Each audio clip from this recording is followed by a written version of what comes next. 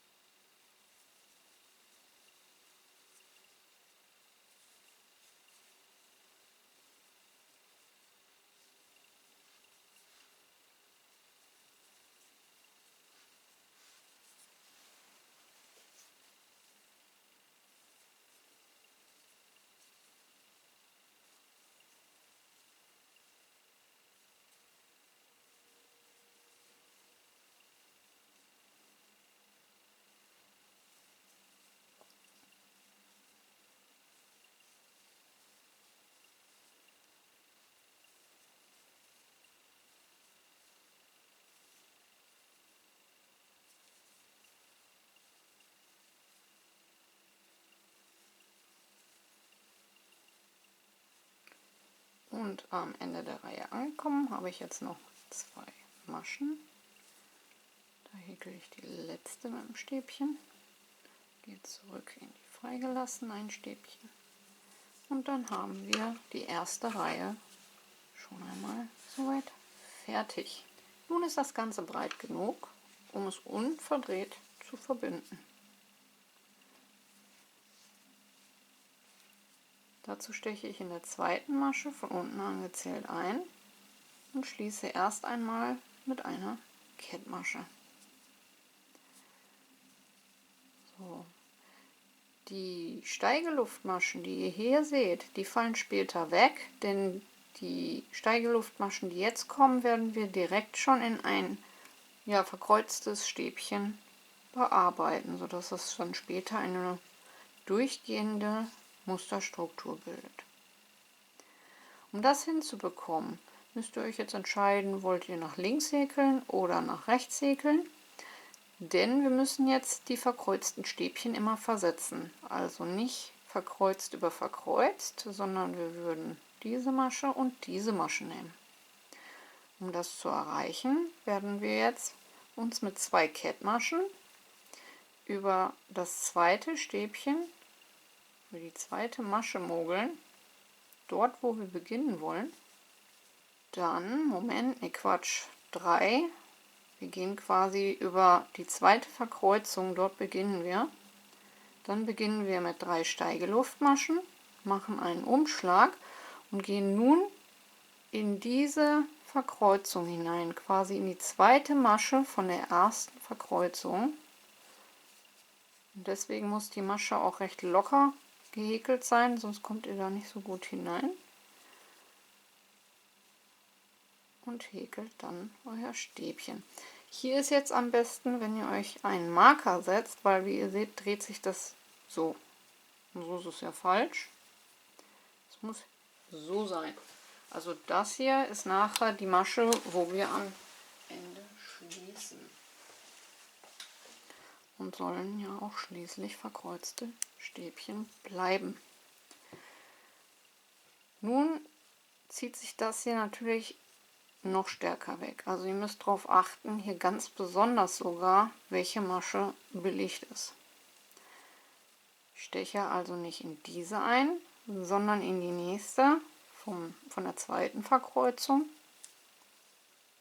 Häkel ein Stäbchen, mache einen Umschlag und gehe dann in die Masche zurück. Umschlag, freilassen, in die nächste Verkreuzung einstechen, ein Stäbchen, dann zurück in die freigelassene und fertig. Und so haben wir die Stäbchen dann versetzt. Und so wird jetzt einmal herumgehäkelt. Immer das Stäbchen von dem einen und dann das Stäbchen von der anderen Verkreuzung.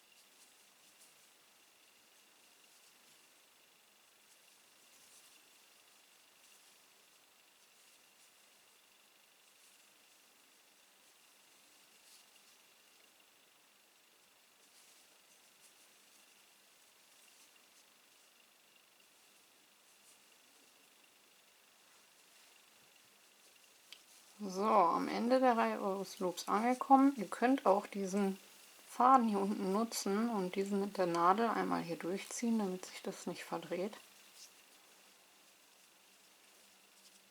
So, einmal rum habe ich jetzt hier meinen Marker. Und ich sagte ja vorhin schon, dass diese Steigeluftmasche verschwinden wird. Wir haben also diese Masche behäkelt, wir haben diese Masche behäkelt und setzen jetzt eine Verkreuzung hier hinein, also dort dazwischen. Ich gehe also erst einmal rüber, mache hier das Stäbchen und dann gehe ich wieder zurück und mache hier das Stäbchen. Und wenn wir hier unten das Ganze später vernähen, habt ihr einen super Übergang. Geschlossen wird wieder in der zweiten Masche von unten. Das ist dort, wo ich mir auch den Marker gesetzt habe. So. Und dann ist die erste bzw. die zweite Reihe soweit fertig. Für die nächste Reihe sollten wir einmal die Richtung wechseln. Denn dadurch, dass wir uns jetzt immer, wir wollen ja die Verkreuzungen immer versetzen und nicht übereinander machen, brauchen wir unsere Kettmaschen. Die Kettmaschen werden somit ein kleines Stück dicker wirken lassen. Die Naht ist je nach Wolle zu sehen oder auch nicht zu sehen. Nur um auf Nummer sicher zu gehen, wechseln wir jetzt in jeder Reihe die Richtung, damit, wenn sich eine Naht bildet, diese schön in der Mitte bleibt. Wenn wir nicht die Richtung wechseln und sich eine Naht bilden sollte, würde diese sich zur Seite wegziehen und das sähe dann halt nicht so schön aus. Also wenden. Hier haben wir jetzt unsere erste Verkreuzung. Wieder mit lockeren Kettmaschen arbeiten. Eine Kettmasche, zweite Kettmasche.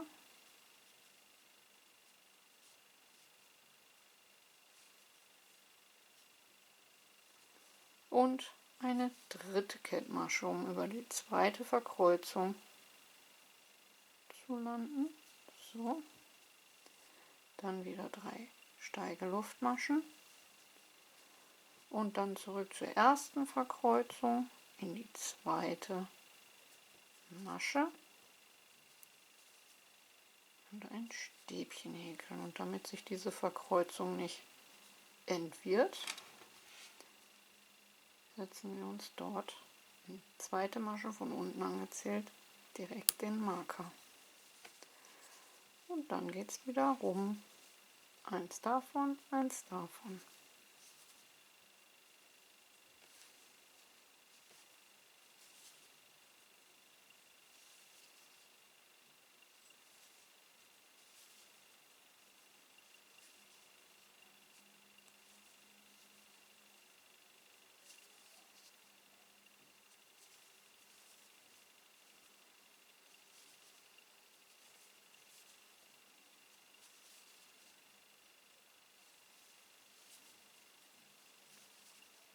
Und jetzt sieht man schon eine wunderschöne Musterstruktur.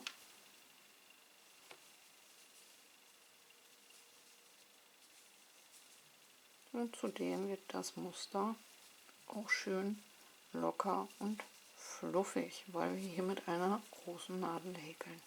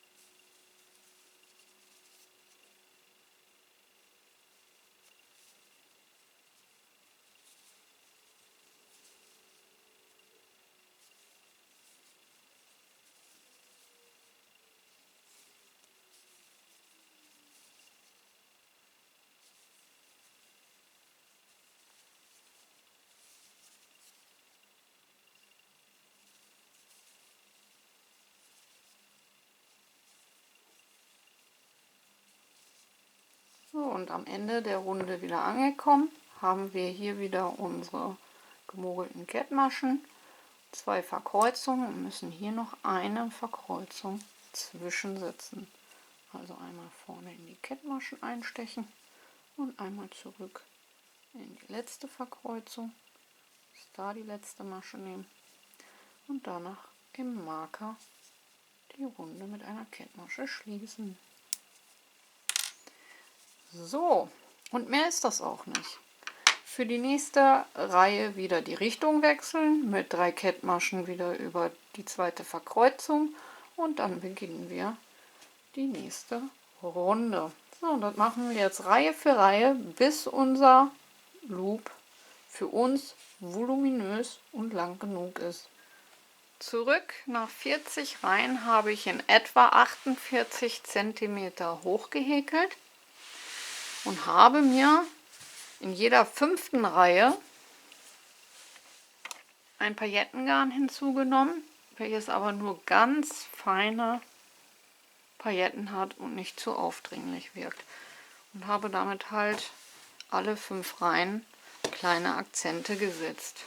Hier in Grau, hier in Riviera, also so ein Türkis, dann wieder in Grau, Riviera und so weiter.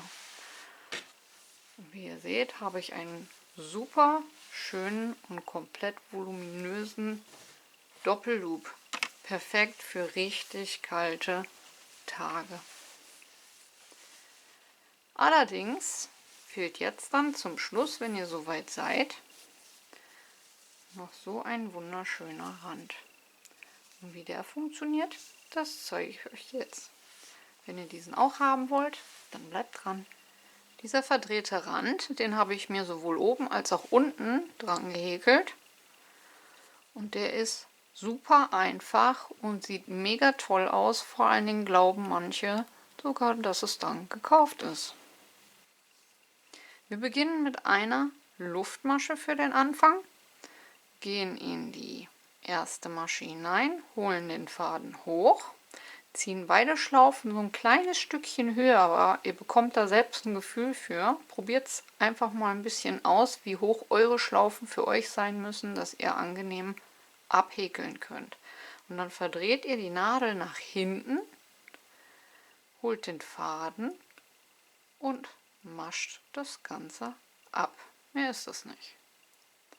Dann setzt ihr euch hier allerdings am besten einen Marker, denn das wird recht flach.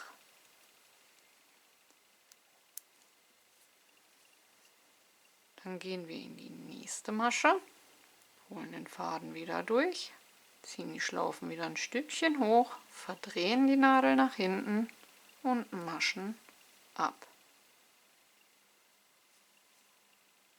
Nächste Masche, Faden holen, nach hinten verdrehen und abmaschen. Und dann habt ihr am Ende so einen schönen Rand erzeugt. Allerdings ist hier dabei wichtig, zumindest wenn ihr alles gleich haben wollt. Der Rand sieht auf der einen Seite so aus und auf der anderen Seite so aus. Und wenn ihr unten auf der anderen Seite diesen Rand häkelt, müsst ihr darauf achten, in welche Richtung ihr häkelt, um dann auch auf beiden Seiten den Rand dann gleich zu haben. Und mehr ist das auch nicht. Und wenn ihr all dies umgesetzt habt, seid ihr stolzer Besitzer eines solch wunderschönen Double Loops. Ich hoffe, euch hat die Anleitung gefallen und ihr seid gut mitgekommen. Vergesst nicht, eure Bewertung da zu lassen. Wie immer ganz, ganz wichtig. Kanal abonnieren ist kostenlos. Glöckchen drücken und kein Video mehr verpassen. Und ansonsten lasst die Nadeln glühen. Und ich hoffe, wir hören uns zum nächsten Mal. Bis dahin.